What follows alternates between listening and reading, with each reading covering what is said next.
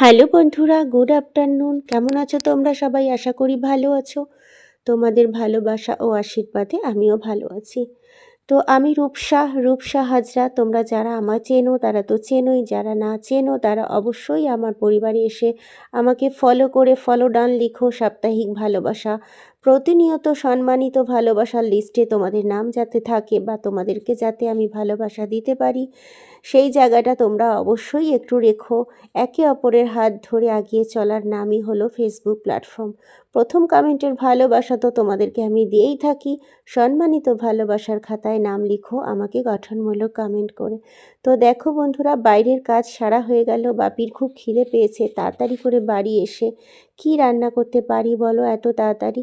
তো ভাত করেছি, একটু সবজি ডাল করেছি, অর্থাৎ বাপি মূলো দিয়ে একটু ডাল খেতে চেয়েছিল, তো মূলো দিয়ে একটু গাজর দিয়ে সবজি ডাল করেছি। আর উচ্ছে সিদ্ধ তো বাপির জন্য থাকেই, তাড়াতাড়ি করে একটু গরম ডিমের অমলেট করে দিলাম, দিয়ে বাপিকে খেতে দিলাম। মানে আমি চেঞ্জও করিনি, বুঝতে পারছো আমার চাপটা।